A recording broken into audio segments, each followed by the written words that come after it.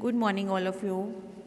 आज का टॉपिक है हमारा स्टेजेस ऑफ डेवलपमेंट, विकास की अवस्थाएं। तो विकास की अवस्थाओं के बारे में क्या है, ये कितनी से कितने काल तक नोट की जाती है, कौन कौन सी हैं, आज इसके बारे में हम जानकारी प्राप्त करेंगे।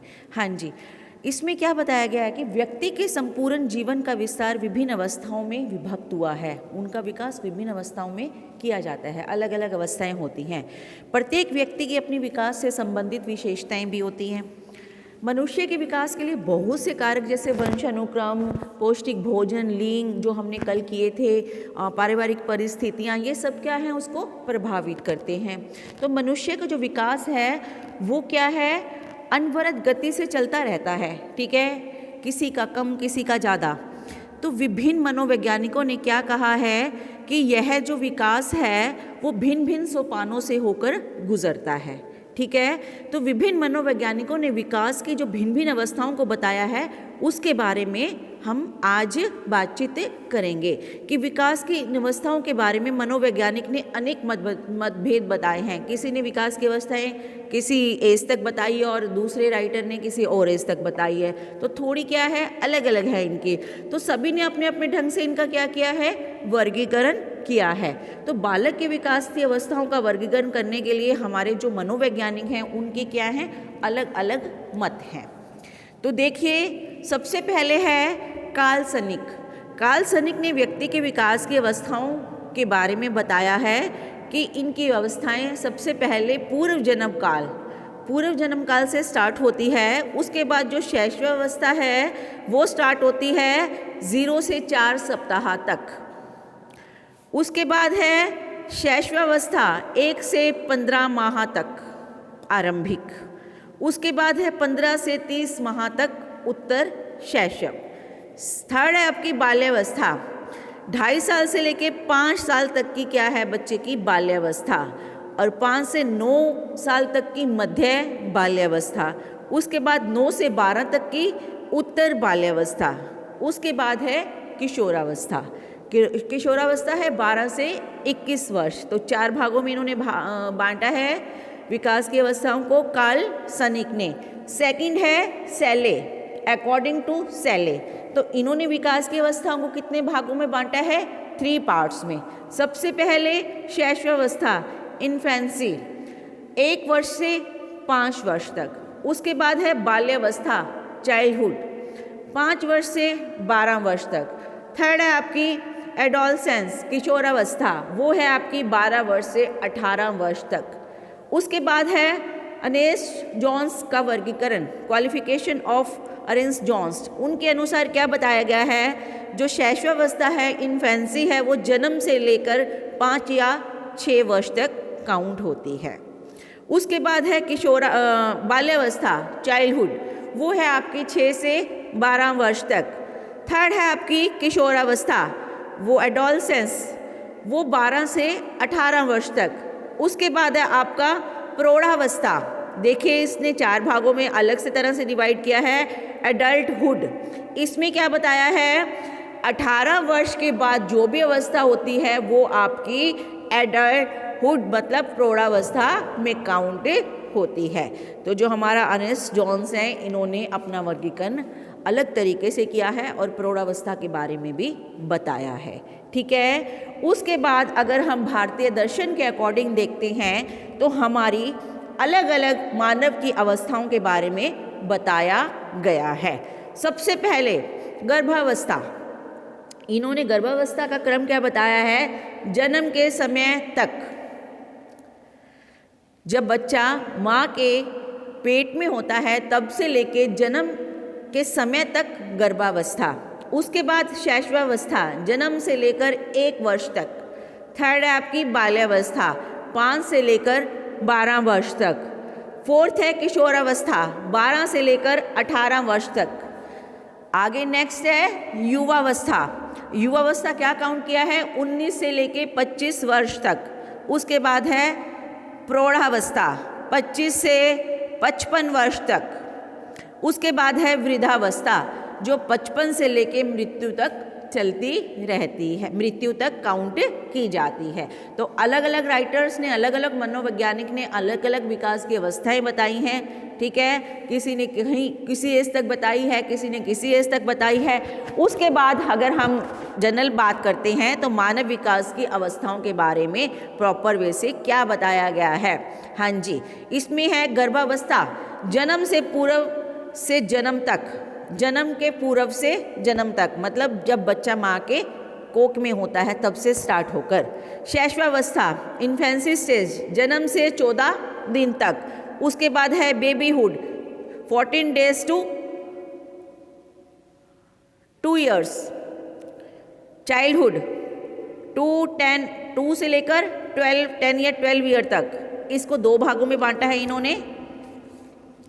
पूर्व बाल्यावस्था, अर्ली चाइल्डहुड 2 से 6 ईयर्स तक। सेकंड है आपका लेट चाइल्डहुड, जो पूर्व बाल्यकाल होता है बच्चे का, 6 से लेकर 10 या 12 वर्ष तक, ठीक है। उसके बाद है 5वां किशोरावस्था, तारुण्यात्मक, पबर्टी। जो लड़कियों की है वो 11 से 14 और लड़कों की 12 से 14। उसके बाद है अर्ली एडोलसेंस, 13 से लेके 17 वर्ष तक। उसके बाद उत्तर किशोरावस्था या लेट एडोलसेंस, 17 से लेके 20 तक। उसके बाद है अर्ली एडल्टहुड, 21 से लेकर 40 ईयर्स तक। उसके बाद है मिडल एडल्टहुड, 40 से 60 ईयर तक। और लास्ट में आपकी ओल्ड एज, जो 60 से जब तक मनुष्य की डेथ नहीं होती तब तक वो काउंट की जाती है। तो इस प्रकार आपने देखा होगा कि अलग अलग मनोवैज्ञानिक ने अलग अलग विकास की अवस्थाएं बताई हैं, उसके बारे में अलग अलग अपने विचारों को रखा है। तो विकास की अवस्थाओं के बारे में आपको पता चल गया कि किसी राइटर के अकॉर्डिंग क्या है, किसी राइटर के अकॉर्डिंग कितनी है। तो ये सब थी हमारी विकास की अवस्थाएं। उसके बाद है हमारा question, explain the meaning and definition and characteristics of childhood. What should be the nature of education in childhood, discuss. बाल्यावस्था का अर्थ, इसकी परिभाषाएं और इसकी विशेषताएं, ठीक है बेटा। बाल्यावस्था वैसे अगर हम जनरल बात करते हैं तो वो क्या होती है, बच्चे की जो, जब बच्चा छोटा होता है उस अवस्था में बच्चे की जो क्रियाएं होती हैं, जो एक्टिविटी करता है, वो क्या है आपकी बाल्यावस्था, ठीक है बेटा। तो अगर हम बात करते हैं अब डेफिनेशन की कि शैशवावस्था एवं किशोरावस्था के मध्य की जो अवस्था होती है उसको क्या कहा जाता है, बाल्यावस्था। शैशवावस्था पूर्ण करने के पश्चात बालक बाल्यावस्था में प्रवेश करता है, क्योंकि उससे पहले छोटा होता है बच्चा, ठीक है। वो क्या होती है, शैशवावस्था। उसको पूर्ण करने के बाद बच्चा क्या करता है, बाल्यावस्था में प्रवेश करता है। हमारे मनोवैज्ञानिक हैं कॉल और ब्रूस, इनके अकॉर्डिंग इस अवस्था को जीवन का अनोखा काल भी बताया गया है। इन्होंने क्या कहा है कि इस अवस्था को कि जीवन का अनोखा काल बताते हुए लिखा है कि बाल्यावस्था को समझना सबसे कठिन कार्य है।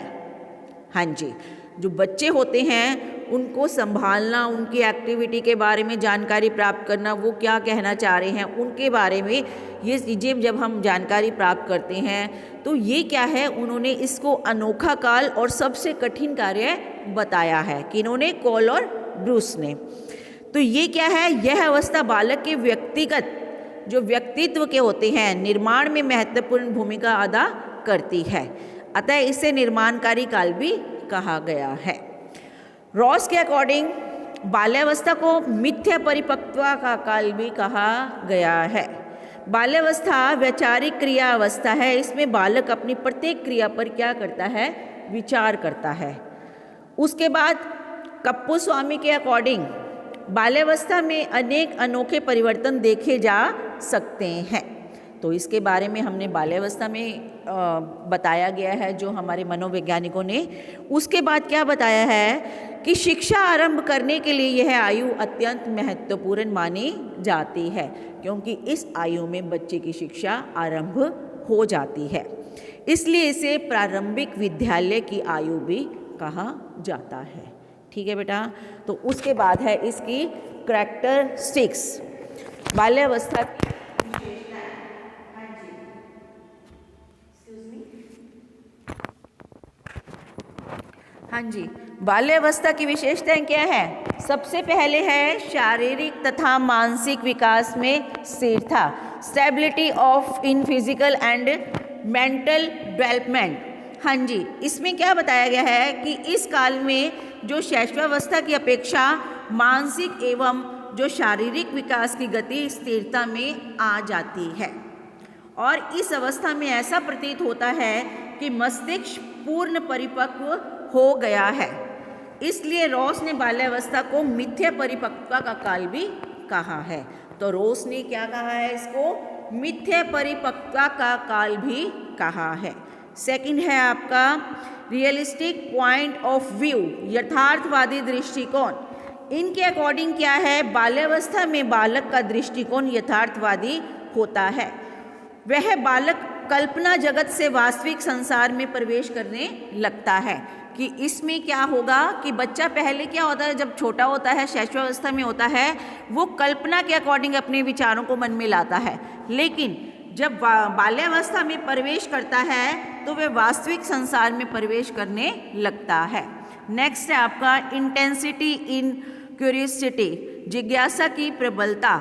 जो बाल्यावस्था है उसमें जिज्ञासा की प्रबलता के कारण बालक नवीन वातावरण को जानने का प्रयास करता है, उसमें स्मरण करने की शक्ति का भी विकास किया जाता है। ठीक है बेटा, तो ये कुछ विशेषताएं थी, बाकी हम कल करेंगे इसके बारे में। आज के लिए इतना ही, थैंक यू।